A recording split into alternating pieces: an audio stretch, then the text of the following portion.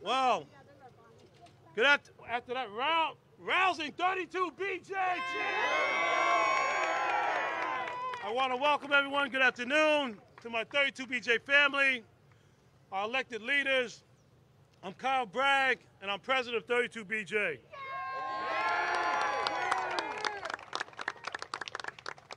I'm very happy to be here today with all of you to celebrate a new day for more than 2,000 workers in our city who will finally see wage justice after a long and difficult fight. These men and women work in luxury residential buildings as porters, as concierge, as door persons, just like the 35,000 residential building service workers who are members of 32 BJ. But until recently, they did not receive the same wages or benefits that our members do. That was just wrong. And we're here today because we are setting it right. We are setting it right through the work of our members, through our leaders, our legislators, our bill sponsors, of course, the great governor of the state of New York, Kathy Hochul.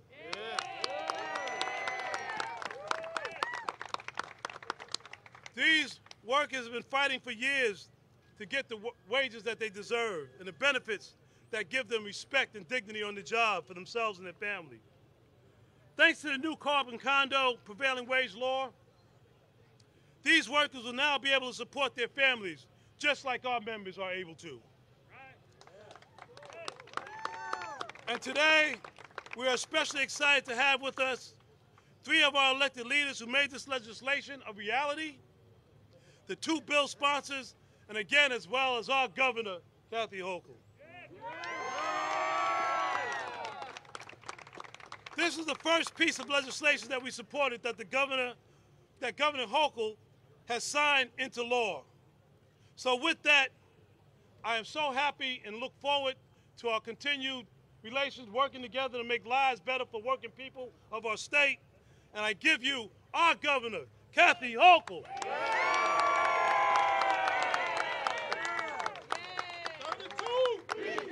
32 BJ, 32 BJ, 32 BJ, 32 BJ.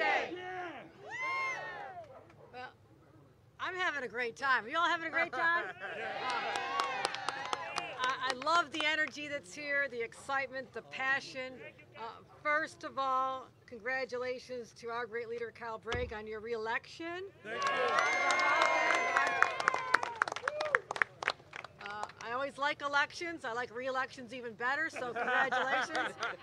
And all to my partners in government. I just want to thank everyone who's here. I see Brad Holman and Dick Godfried is here, and Carmen De La Rosa, thank you for being a champion of this in our legislature, and Linda Rosenthal, of course, Gail Brewer is here, Roberta Reardon, and I guess, is there someone like a lieutenant governor around here too? Yeah. This is my guy. This is my guy.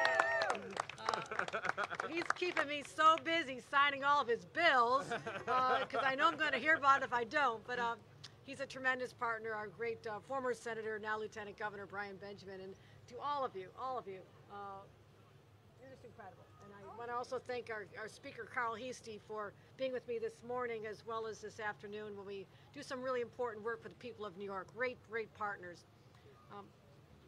I'm sorry I had to sign this in Buffalo a few weeks ago. I was in search of a Labor Day parade. And we didn't have a parade because of COVID, but we're back next year, right? Yes, we will. All right, we'll do it again next year. Stronger than ever. All right, we'll come back next year. So I went to Buffalo to the same neighborhood where my immigrant grandparents came and only had good jobs because they were part of the union movement. And I will never forget what labor unions did for my family, lifting them out of extreme poverty and living in trailer parks. And like so many others who come to this country in search of a better life, the labor union movement helped elevate all of us and an entire family and generations. And ultimately, I will never forget what that did for me personally. So when it comes to an opportunity like this.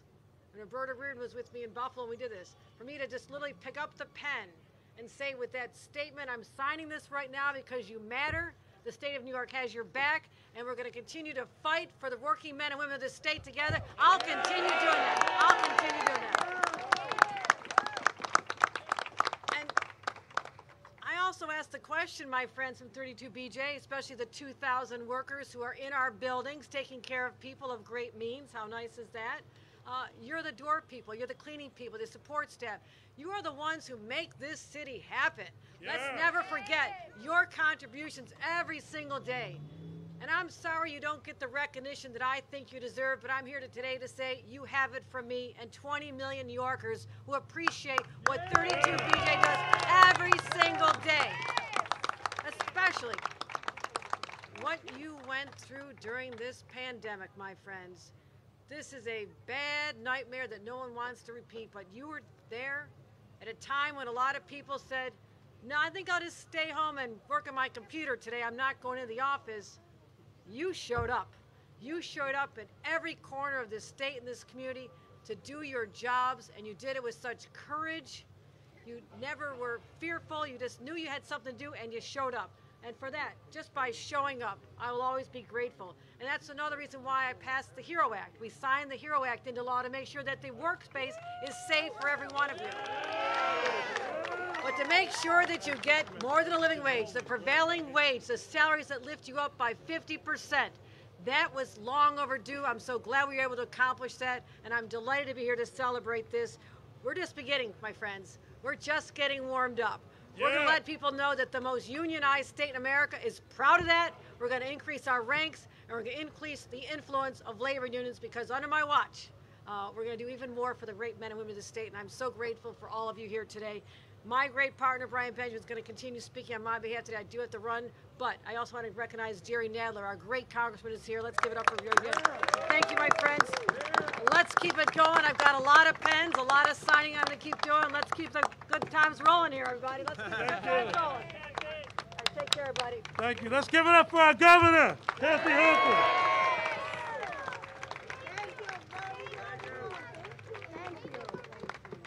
Thank you, Governor Hochul. And we have so many dedicated elected leaders with us today, and I'm going to leave that to someone else to make sure that they recognize each and every one of them so I don't make a mistake and leave anyone out, because they are all champions of working people in this state. So when workers come together, we're powerful. This we know at 32BJ. 32BJ members work in residential buildings, our doormen, our porters, your supers, have for decades fought to make sure their jobs are good jobs with good wages and strong benefits. We fight hard to protect these gains and to improve on them, as we will do next year in our negotiations in 22 for over 35,000 of our members. So we can keep up with the rising costs of living in this city. We've created an industry standard that allows our members to spend their careers within the industries that they're privileged to serve the public because they know their jobs will support them and their families. But having our members do well is just not enough.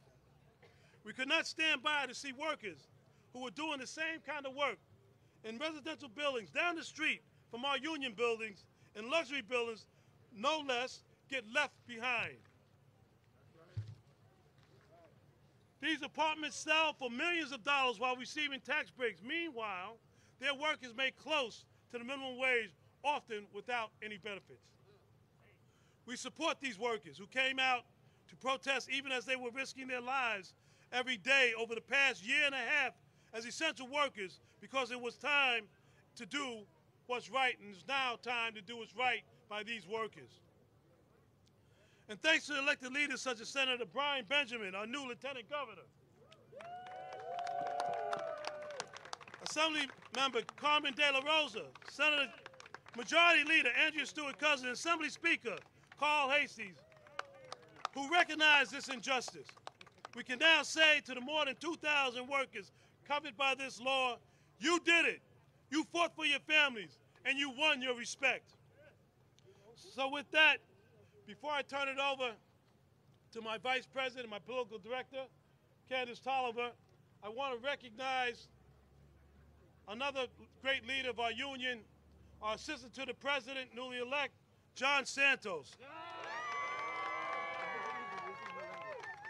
And Vice President Izzy Melendez. And now I've turned the podium over to my brilliant political director and Vice President, Candace Tolliver. All right. 32 BJ! 32 BJ! 32 BJ! Yeah. Good afternoon. My name is Candace Tolliver. I'm the proud political director here at 32BJ. In this very difficult period, our union members, who were all classified as essential workers, went to work every single day. They went to work to keep our city moving and to keep our city safe. And we have to continue to fight, not only to protect workers and those they serve, but to improve conditions for more workers, those in our union and those that are not. An important part of that work has happened thanks to the support of our elected officials at the state and city level. With strong support from state legislators, we won meaningful access to health benefits for thousands of workers at airports through the Healthy Terminals Act. We continue to work with our state partners for fair health care pricing, and will keep fighting day in and day out for working people across the state. When workers come together, getting that support from elected officials is an unbeatable combination. It's not often that we get to have both our governor and lieutenant governor join us for the same event, but we have both of them here today because Lieutenant Governor Brian Benjamin is wearing two hats, as Lieutenant Governor and as the Senate sponsor to this very important legislation.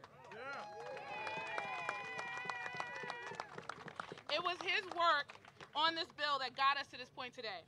And with that, I would like to welcome our Lieutenant Governor Brian Benjamin. 32? 32? Y'all saw I pulled my tie out for y'all today. Yeah. Oh yeah, this is family. You know, my President Kyle and Vice President Tolliver know very well. Yeah. Our sisters are moving out here. Know very well that my father is a retired member of 32BJ. A building service worker in Manhattan. And one of the things that I felt so deep to my core was that it was important that someone like me, who is the beneficiary of what labor does in this country. You know, I was able, neither of my parents have a college diploma. They just had hard work, and they were fortunate enough to be members of the labor movement. So both my parents, my mom's 37, my dad's 32BJ. Woo! Yeah. Both of my parents were able to retire with pension and benefits that otherwise wouldn't have happened for them. And if they didn't have the salaries and the abilities that they had, then I wouldn't have been able to study, and my sister and my brother, and go to school, and to be standing up here as lieutenant governor. Yeah. This is how the labor movement works. So when Governor Hochul says labor is going to be all right in our administration, it's because she understands the full circle nature of how this works, and I'm honored to be a beneficiary standing here today, having have been the Senate sponsor and working so closely with a fierce Latina in the Assembly, Carmen De La Rosa, who fought hard. She fought so hard for this bill because these are her constituents. These are her fellow brothers and sisters. And let me just say lastly, if the state gives tax abatements to luxury co-ops and condos, the least we should expect is that there are prevailing wages and benefits for those who work in those buildings to keep everybody safe. That is the kind of New York State that I want to be a part of. And 32BJ, that's the kind of New York State you're helping to make happen. Thank you very much.